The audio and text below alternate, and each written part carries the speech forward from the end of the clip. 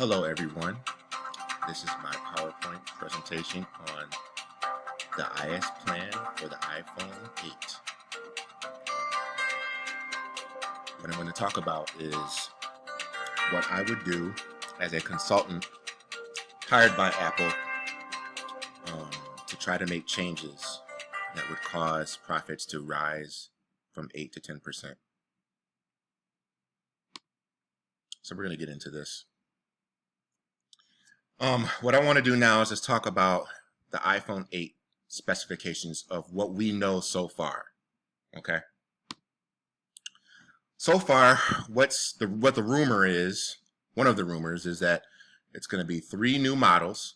They're going to go with the iPhone 7S, the 7S Plus, the 8, and then the 8 Plus.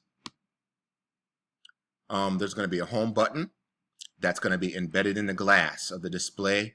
They said originally that there was rumored that it would be on the back of the phone, but we now know that it's going to be in the front.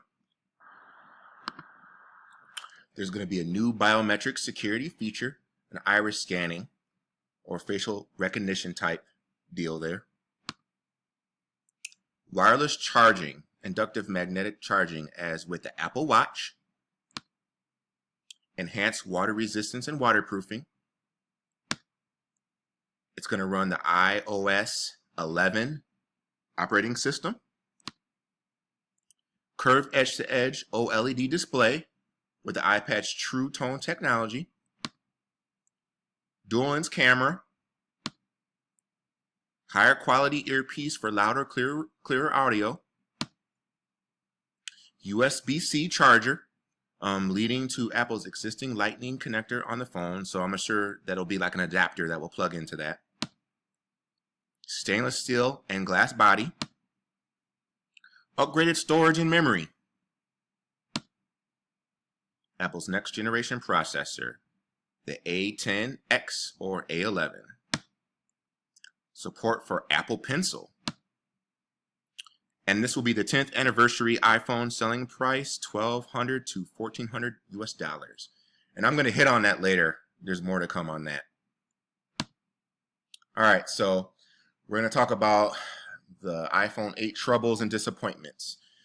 Basically, there's blog writers and journalists that have already researched the phone, and they've written articles on certain blunders that they've already foreseen that's going on with the phone as it is right now in the planning stages. One of them being still no headphone jack. As you see there, I have an iPhone 6 with the iPhone 7 underneath, which is the first phone that they got rid of the headphone jack, and they still have no plans to bring that back. This will be the most expensive iPhone ever. According to the sources there, based off the information I know that I've researched, within the supply chain, they've done the best they could to provide the best quality phone for the price, but unfortunately with all the new updates and features that it offers, this is going to be the most expensive iPhone ever. Trouble implementing the fingerprint scanner embedded in the front glass. Now there are rumors Apple may go with a face recognition technology, something Android phones have had for years now. Basically, I've had an iPhone for a few years now, but I used to be an Android customer, and I had an HTC phone that could do face recognition to unlock it. And that was like 5 years ago. So Android's been pretty ahead of the times on this for a while now. What features will differentiate it between the iPhone 7S and the 7 Plus? So basically, that's saying that, how are they going to differentiate between the iPhone 8 series and the 7S series? That's going to make it such a big deal between the two phones. That's the problem there. Phone may be delayed due to problems with the design of the wireless charging technology. Again, something Samsung has had a while now. Yet Apple feels the need to tweak theirs to make their charging capabilities proprietary only to Apple products. This means no grabbing any aftermarket wireless charging station expecting it to work. Rumor is Apple is tweaking their wireless frequency to only work on Apple products. So that's basically just saying right here, I got a picture of an aftermarket screen protector with a wireless charging pad there. You had to buy that aftermarket to allow it to charge wirelessly. The new iPhone 8 will have the wireless charging capabilities built within the phone, and so they want it to be proprietary to only Apple only, so that you could not take the iPhone 8, put it on a Samsung charger, and it'll work. You know, Apple's known to doing that, so nothing new. So here I dug up Apple's Facebook page to try to find information there on whether they reach out to their customers at all in a certain type of way, which I'll explain in a minute. So Apple typically has been quite secretive of any upcoming releases and isn't really known for reaching out to the customer base for input on future products. As you see on the left, actually on your right, sorry, there's a typo there. Apple does have a presence on Facebook, but it's mainly just information about their products and advertisements. Also, they post announcements on Apple special events, live recorded presentations where they unveil innovations to the public. So here on this page, if you scroll down, it talks about their live recorded presentations, Apple special events, where it's pretty much the events that they do where they unveil their innovations to the public and make it known after so long being secret. So I could not find anything on their page that talked about them reaching out, looking for customer input.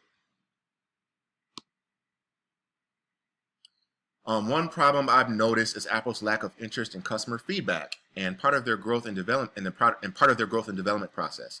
As a consultant, I feel I could help bridge the gap between Apple's iPhone division and its fan base. This article below talks about this very subject and proves my point.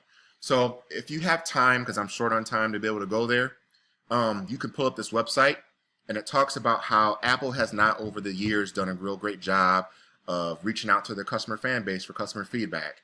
Right here it talks about an article, Why Steve Jobs Didn't Listen to His Customers, by Gregory Ciotti, March 6, 2013. He has a quote here, "It's really hard to design products by focus groups. A lot of times people don't know what they want until you show it to them." Later in the article, there's a quote by Henry Ford that talks about, had I listened to customers, all they'd want is faster horses. So I found that interesting. So basically what I'm saying here is, granted, I understand the hindrances to innovation if tech companies listen to every single request from their customers, hence the quote from Henry Ford. Regardless of that, I feel there is a need of balance between innovation and listening to what your customer base wants. And then I'm going to move along here.